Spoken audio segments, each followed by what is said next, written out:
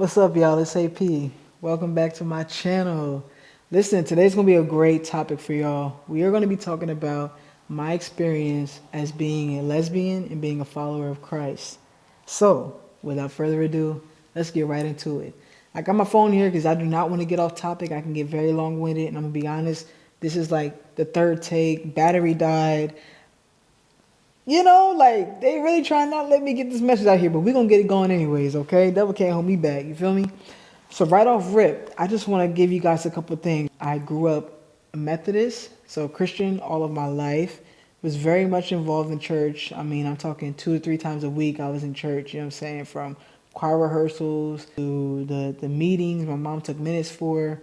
My grandma played the piano, I sang in the choir, mom, sister, Pop sang in the choir, danced. I held the offering plate. Sister played the drums. Papa played the sax sometimes, or not the sax. Sorry, he played the clarinet sometimes. So we were very much involved in all that had to go on in the church. Okay, still to this day, my grandmother still plays the piano. I mean, she's almost 90 years old. So it is a thing, very deep rooted. That is my upbringing, and that is basically how I've outlined my morals and principles in life. It's just, you go to God first. We're going to talk about my relationship now with God as a 32-year-old lesbian. What it's like now, what it was like growing up, and just the experiences along the way that have shaped me. I'm going to start off with my struggles, right? Again, I'm reflecting my notes because I do not want to be all over the place. But the struggle is confusion. How can God create me this way? Give me the blueprint to my life. He knows everything about us. He created us. How can you create me this way and place me in a world where people are homophobic? I struggled with that for a long time because it's just like, if we're all God's children, why are y'all treating me differently as if I'm not? But I've learned that, one, you can't be worried about what other people think. Two, keep your focus on God. That's all that you need to get through. And honestly, the more you focus on God, you'll realize like people are too busy worried about the wrong things. If you're worried about what I do in my private life with the person that I love, the person that I'm respecting and treating and, placing on a pedestal because I love this person so much and we worship God together, something's wrong with you. If you're overly focused on someone else's lifestyle that's not harming you, not stopping your money flow, not impeding on your business, if it's not affecting you in any way, shape, or form, but just you don't like to see it, you have a problem and not me. I can't hold myself accountable for other people's thoughts, feelings, and expressions. All I can do is continue loving God and giving everything that I got to God, surrendering myself to God, submitting myself to God. That's it. I don't worry about what other people think.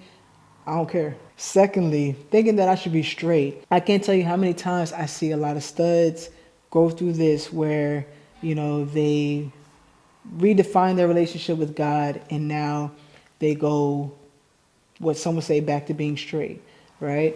I do feel sometimes like maybe, that was just always who they were. Who knows? But for some people, as they get closer to God, it causes them to want to live a certain lifestyle what they feel is in accordance with what God wants us to be, and that's okay.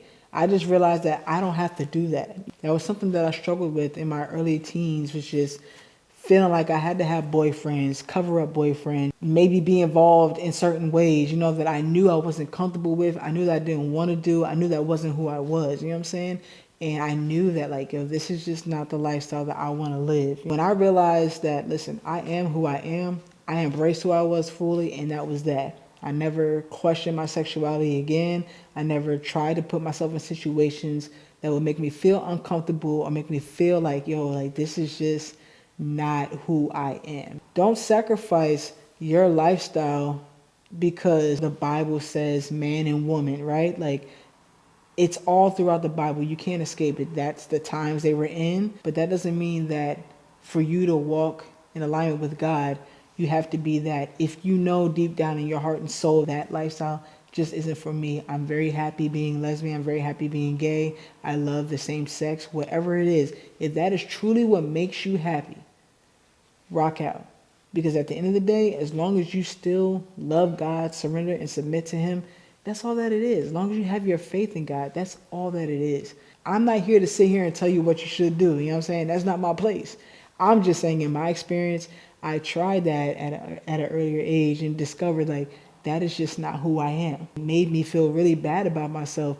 I felt like I wasn't being authentic, I wasn't being my true self. And so I just stuck with what I knew works for me and what makes me happy. I've never ever felt out of place when I've been with a woman. Whenever I tried to date men, or I can't even say men because we're kids, whenever I tried to date boys or whatever, like, it was just not for me. I didn't like it. I felt out of place. It wasn't comfortable. Nothing about it was an enjoyable experience. And it's no shade to the guys per se, just that wasn't for me. I hope this serves as something to you guys, okay? Just if it leads you back to men, that's okay. If it leads you to stay with women, that's okay. Just keep your eye and your heart on God. That's it. Lastly, what's conflicting Bible verses. There's so many verses talking about homosexuality that I won't need to get into. There's one verse in particular, it came up in one of my Bible studies, which was, he who is without sin can cast the first stone. That hit me like a ton of bricks. I was like, you know what?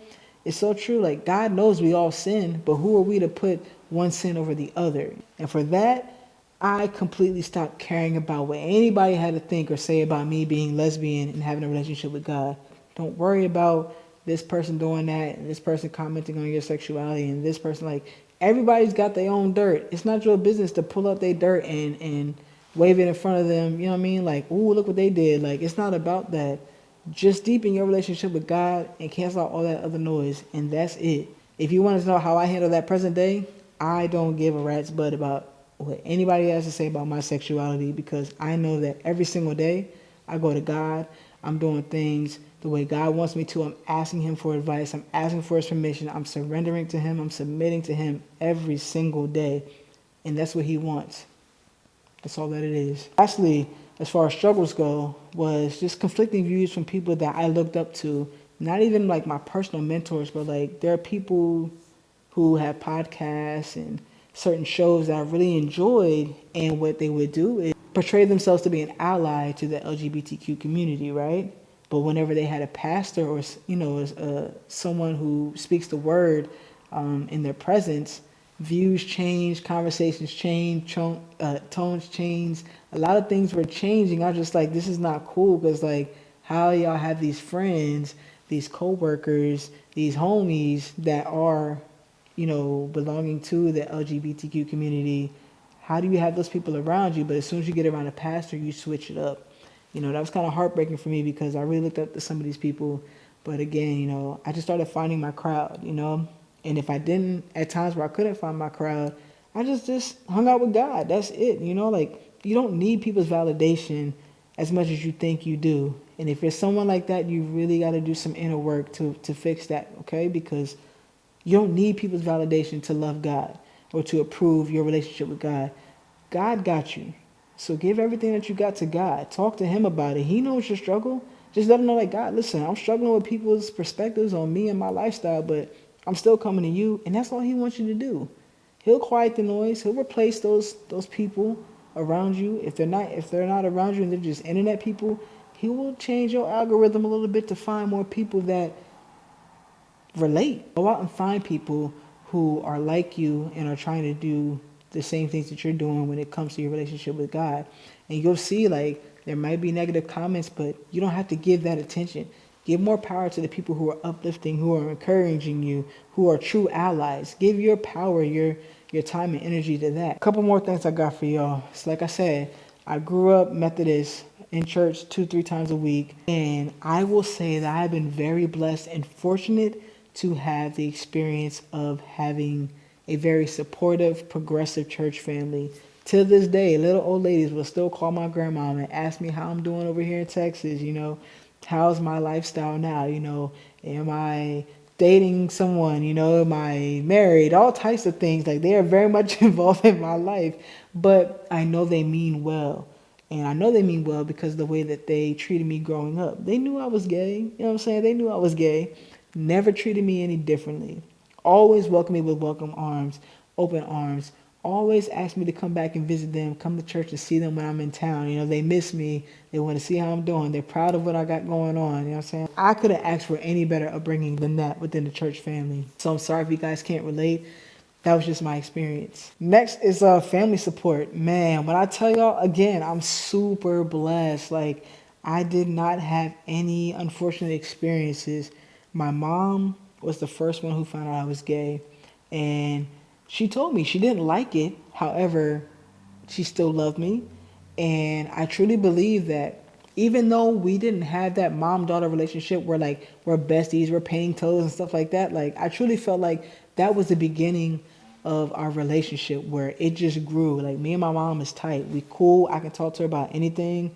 I feel like it truly brought us closer. You know what I'm saying? Again, now she's very much involved in my partner's life. You know what I'm saying? Like for Christmas, she's sending gifts. You know what I mean? Like just calling, asking how she's doing. You know, like my mom is super dope and never changed the way that she loved me. Like I said, if anything, I I feel like I was even more protected by my mom. Like for someone who, like I said, might not have liked that lifestyle, she embraced me even more. You know what I'm saying? Like I feel like the love grew deeper for one reason or another. Who knows? And mom, if you see this, if this is not truly how you feel, I'm sorry if I'm wording this incorrectly, but I will say that again, the love looked no different.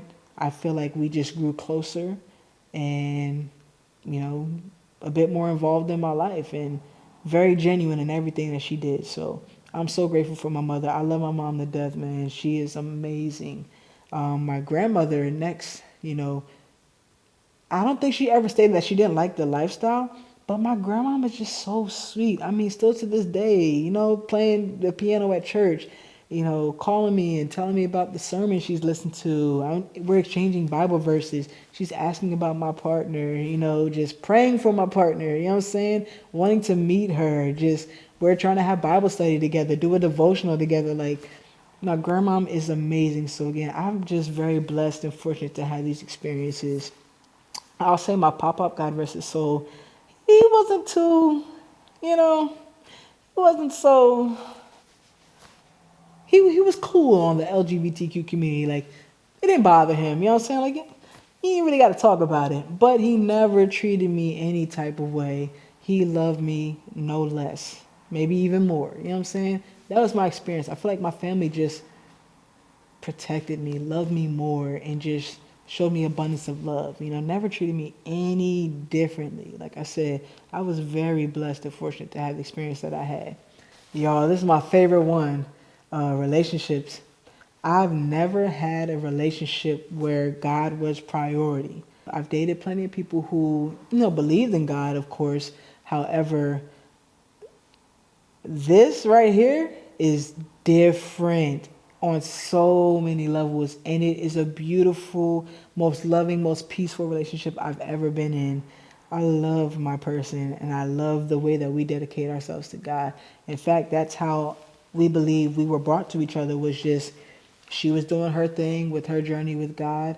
I was doing my thing, just at a point where I knew I was sick of my own stuff, you know what I'm saying? Just sick of being in my own way. And I knew I needed to remove myself from situations because I was indeed the problem.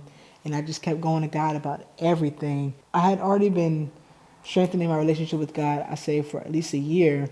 But at this specific point in my life, I was just going to God about everything. Not this literal, but it's like, God, black socks or white socks. You know what I mean? Like every little decision that I had to make, I was just asking God.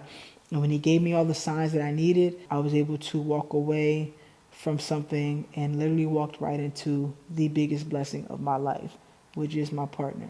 I love that woman to death. Yo, we'll talk about another video, but it truly allowed me to meet the love of my life. And for that, I only want to continue getting closer to God. Now and everything that we do, we have such a beautiful relationship. It's so anointed, it's so protected because we keep God first in everything that we do.